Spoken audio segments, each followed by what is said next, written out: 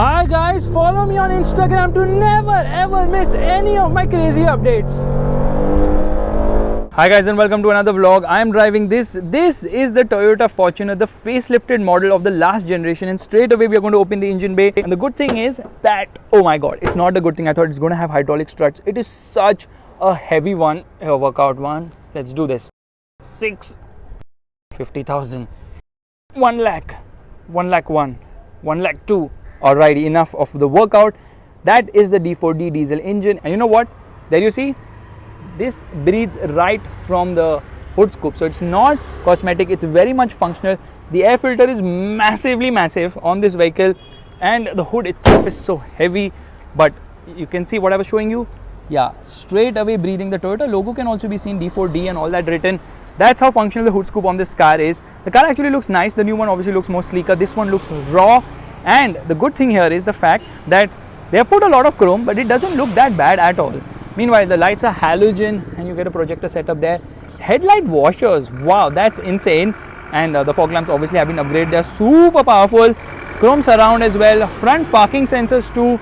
So in terms of design, the car still has a lot of presence as such. The wheels obviously look big, and you know, with the facelift they had these black colored wheels, which obviously looks quite cool. And the overall design, I like it. It feels more raw, it feels more SUV than the new model, which looks a lot like a Lexus. So this is a 265/65/17, and yeah, you see this, that's a nice treatment. Now this car obviously comes courtesy of DNO Motorsports to me, so make sure to follow them on Instagram and Facebook. I've put the link in the pinned comment. Meanwhile, chrome door handles, you've got roof rails. Are they functional? Yeah, of course they have to be functional. These roof rails will be functional for sure, and because it's got a side step, I could easily stand on it without any issue whatsoever. Coming to the rear of the car, the lights, the tail lights specifically, seem aftermarket, but they're not. These are the lights which have an aftermarket look. It says automatic because it is an automatic at the end of the day. You've got a nice exhaust right there, and spare wheel, well, the spare wheel isn't an alloy, so cost cutting has been done there. No, it is an alloy actually. It is a full size wheel as well. You see, that is underbody because body on frame. Meanwhile, it says full-time four-wheel drive because it's got a full-time four-wheel drive system. The new one obviously does not get it. Oh my god, the tail light has cracked here. Yeah, seems very aftermarket-ish. But a Toyota tail light cracking, that's not something we expect. Got a roof spoiler. Now this car misses out on a lot of features. We know Toyota doesn't even give a sunroof, but it gives a 360-degree parking camera. That's absolutely insane. A 360-degree parking camera in the old Fortuner, which is not even there in the new Fortuner. How did that happen? Because of this. This is the 360-degree parking camera on this car, which actually gives you a view of what's around. That's amazing now, isn't it? You'll never have an electronic failure with this camera, because even if you don't power the car on, it's still working all the time. That is super cool. So let's get to the boot right away. Okay, there's an indicator placement on the outside rear view mirror. The rear view mirrors are massive, that's what she said. Let's open the boot of the vehicle, and there's this switch. Tailgate has a hydraulic setup, so it goes all the way. Of course, it's a 7-seater. Boot is kind of decent size. Even with the seats up, you can put a lot of stuff. Actually, 2 bags can easily fit in. Third row of seats, you can fold them flat, but these are useless, so people can't sit there, so might as well fold them flat all the time. Oh my god, there's so much surround sound today. And here we shut it. Let's get to the rear seat.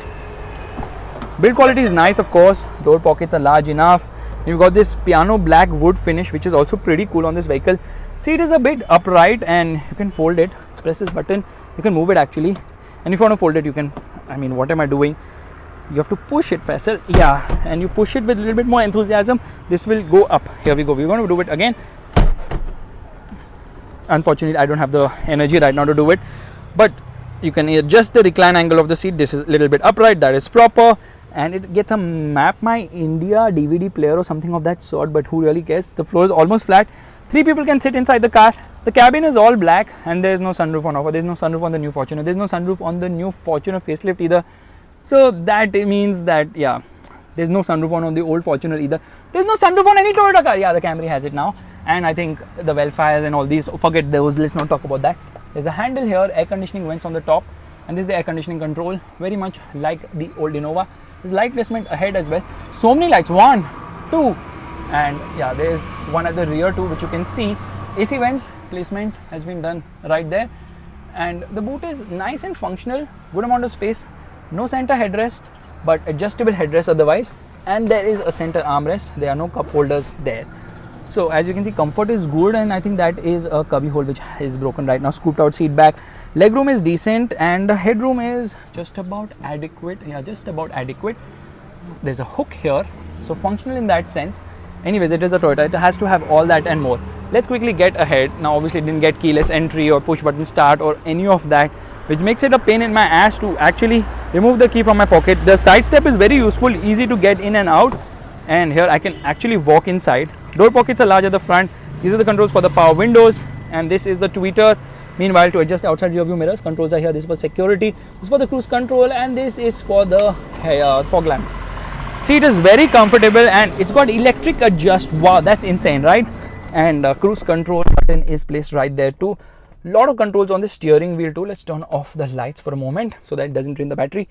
Dashboard design is so innovative, and hard plastics plenty. This is obviously aftermarket. There's a sunglass holder right there, and there is a mirror here, and same is the case on this side as well. There's a mirror. No, there's no mirror here. OMG, 33 lakh car not having a mirror. That is really very bad. This infotainment system is absolutely sucky and useless. Very small. Here's the key. Let's turn on the vehicle right away, which means that it's going to roar to life. 3, 2, 1. Listen to this. Everything shakes. Each and everything shakes, including all your 206 bones. This is cubby hole here, which is kind of weird. Glove box is lockable, and it's small actually in size. There's a sunglass holder not there. There's a sunglass holder here, I meant. There is a cup holder right there, which is also cool placement for a cup holder because it's going to cool any which ways. And climate control, air conditioning. This is so bad. It's so bad. I can't even get into it. In fact, reverse parking camera. This horrendous reverse parking camera shows me nothing, so I'm just going to close that for a moment. And I think I've closed the door, but I think I've left the boot open. So this is to cool the rear AC. I mean, turn on the air conditioning at the rear. This is for the traction control. This is the 12 volt charging socket. Another one there, and there's a USB along with the aux right there on the bottom.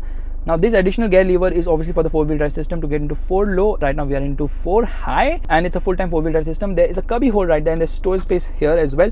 This is a gear selector. It's kind of weird, and there's a shift lock too. So this is how you shift the gear lever. And of course it's got multiple modes, which I will explain when I'm driving. L2, 3, D4 and RP. And below the front center armrest also there's storage space as well. So seats are extremely comfortable. I love the stitching as well. And the most important part is there's a handle there too, but since there's no handle here, they've put a handle here, but they also have a handle there. That's too much of handling right now, spoken in no time at all. This is actually the control for the phone call, and this is the control for the audio system. They call it the Optitron meter or something of that sort. Very plain, very basic. You've got a temperature meter, you've got a fuel meter, you've got a speedometer, and there is a display for the odometer as well as twin trip meters too. That's about it. And a tachometer. A lot of telltale lights placed everywhere too. This is obviously for the headlight control, to turn on the headlight and turn it off as well. And this is for the wiper control. The wipers work really well on this vehicle. Lot of spray on offer. I could take a bath in the spray. That's how much amount of spray there is on offer. But honestly, you want to hear the audio system now, do you? So let's play it.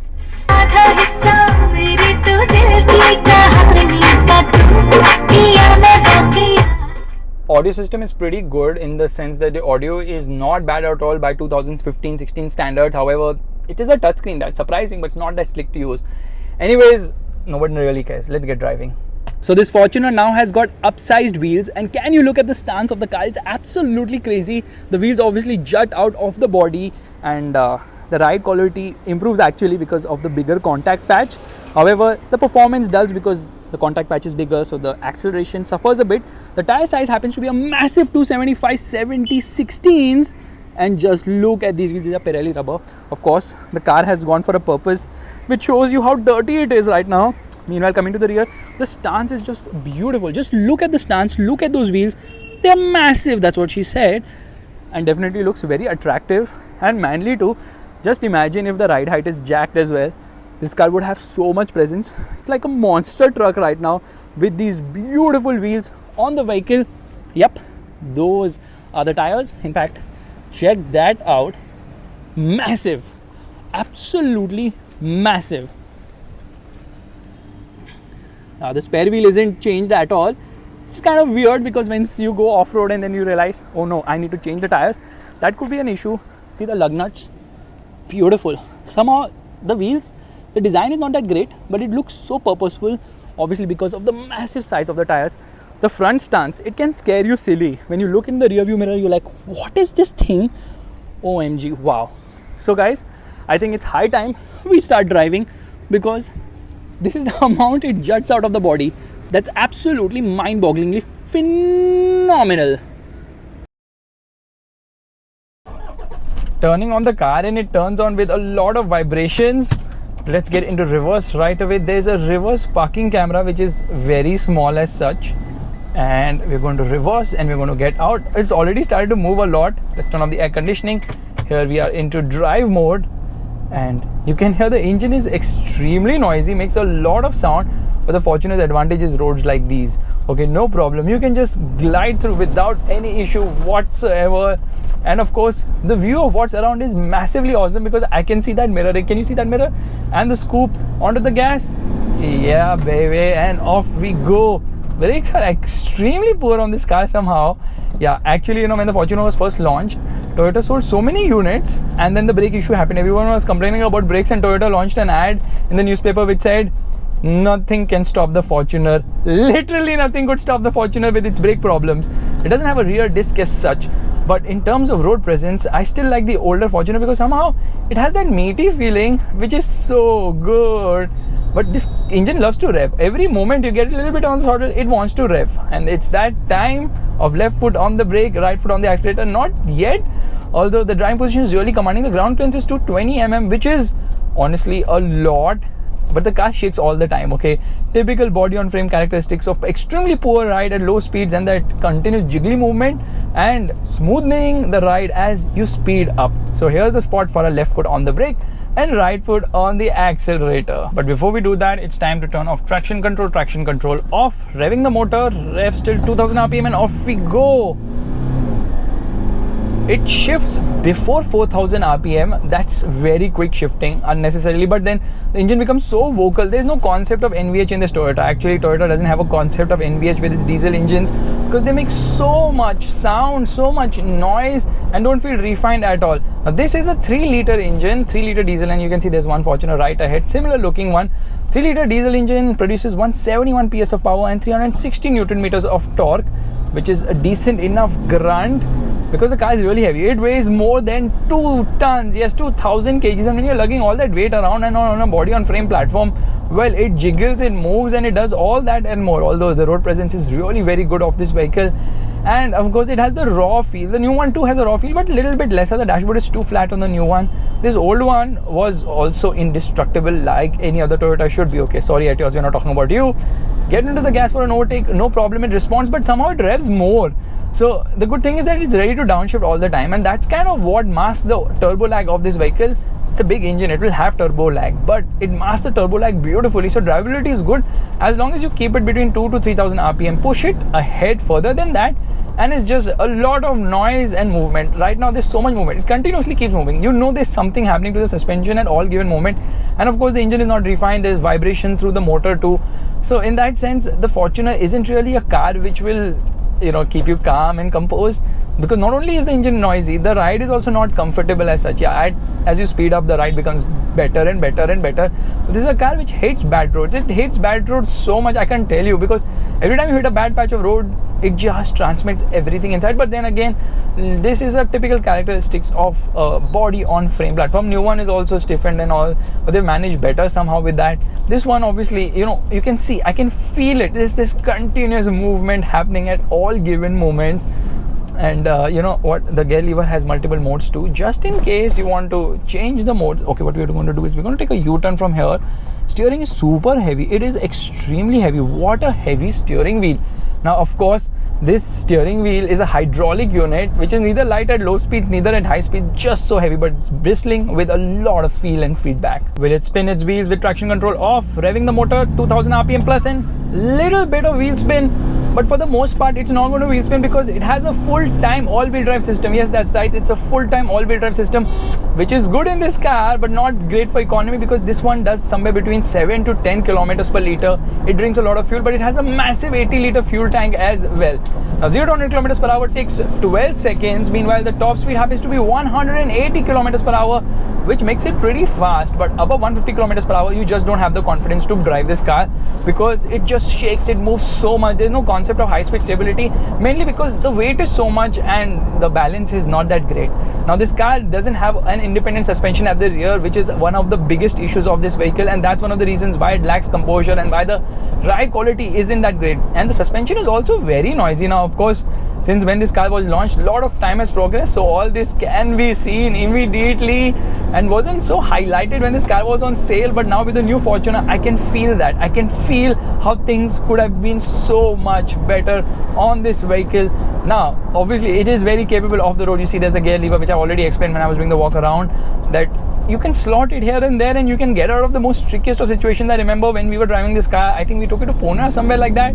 We took it to every off-road place we saw en route and it had no issues whatsoever. The horn is not a bit, it's very meek.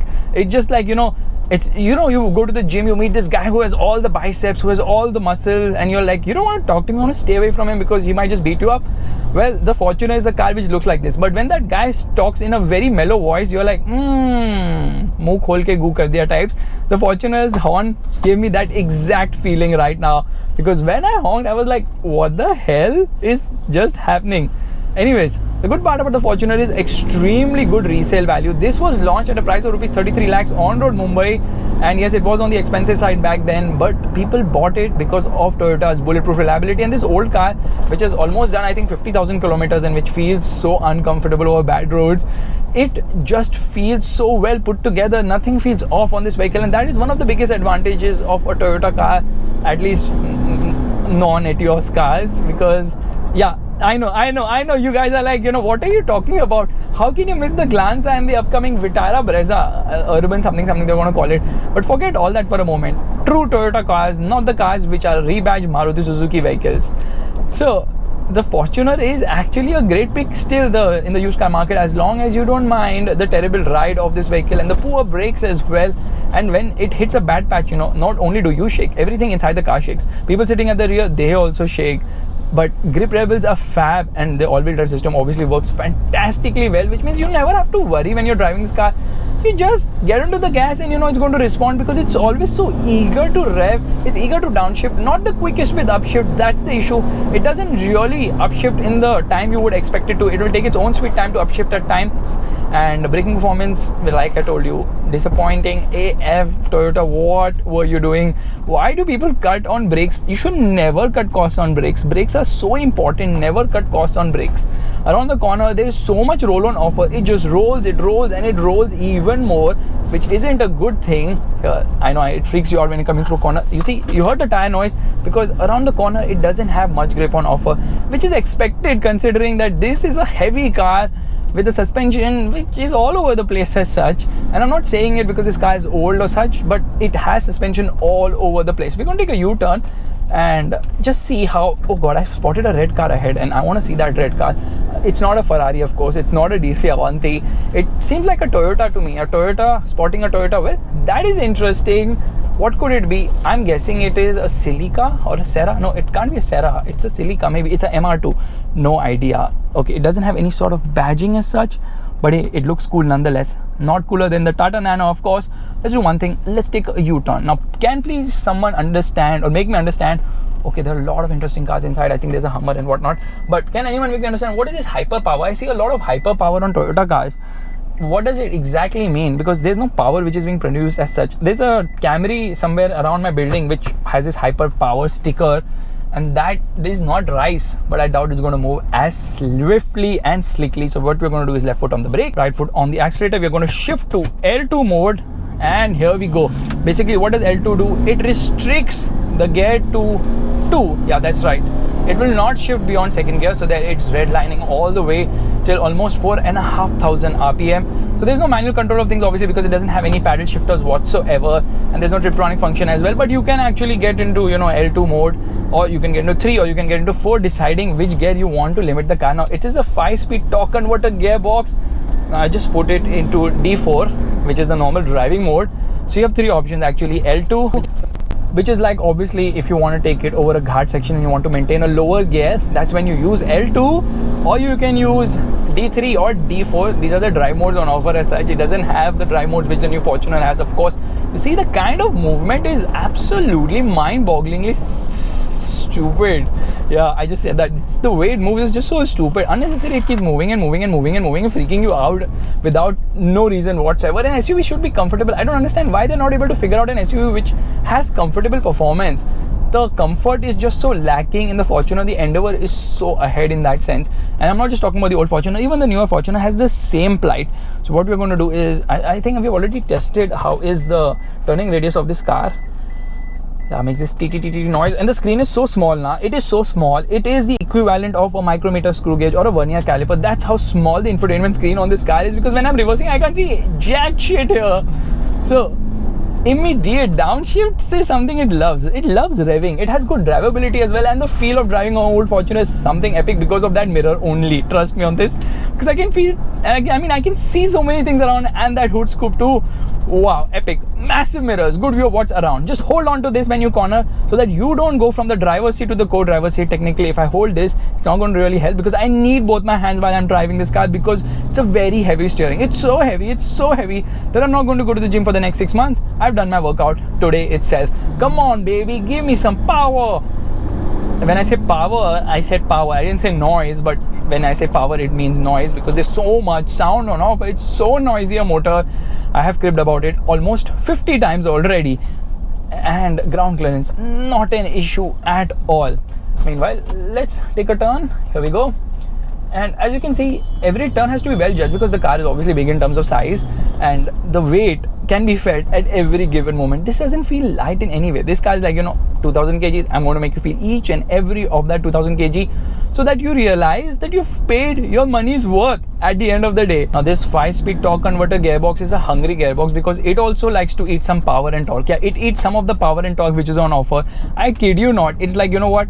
You have all that power, you have all that torque, why don't I eat some of it? And that's the reason why it actually dims performance to a great extent.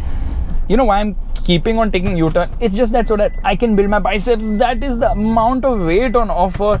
Here we go. Everyone wants steering wheels which weigh up. Now here, Toyota's like, here, take it. Take a steering wheel which more than weighs up. It does not weigh up only.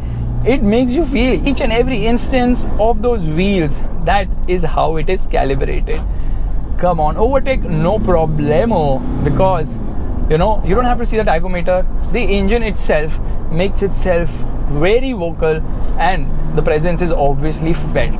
So guys, this is my vlog of the Toyota Fortuner. My voice went completely meek when I realized I'm on the brakes and it seems like it's accelerating. Now that is a little exaggerated for sure, but braking performance could have been definitely better, much better. Dashboard is so Innova-ish. Now obviously they've differentiated it. The new Innova actually drives better than the Fortuner. The Innova makes the Fortuner feel overpriced, but Fortuner is obviously overpriced, so is the Innova, but the Innova actually feels value for money in front of the Fortuner, and that is the situation right now. Okay, someone has stopped and wants to reverse in the middle of the road. How is he going to reverse in a two-way road where there's so much traffic as well? Well, all the best, bro. Let's get going. Give me some power, and here we go.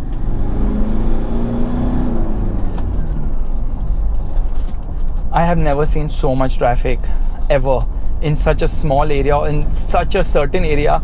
That's absolutely baffling to me right now. The old Fortuner then is a car which obviously has a traditional raw feeling. Only thing is, the raw feeling is so raw that unless and until you can handle all that and more, well, it's not your cup of tea, because it just feels way raw. Raw is not a word, we have discussed this before. Yeah, it just feels more raw than you can ever imagine. And on that rawness, it's time to end, and here we go. Nice. Love the torque pull, but then you realize that in the top end it cries. It's just like, enough is enough, and on that enough, it's time to end. But before we do that, let's throttle. Okay, we're going to shift to L2 and see the way RPM meter holding its position at 4,500 RPM. It won't upshift. It just won't do that. And that is the respect I was looking for, because if it's giving me manual control of things, it's giving manual control of things although that's not really manual control of things. It's just saying that, you know what, yeah, you can keep it in second for as long as you want. Just don't complain about the fuel consumption, because any which ways, I'm still going to. Bye-bye.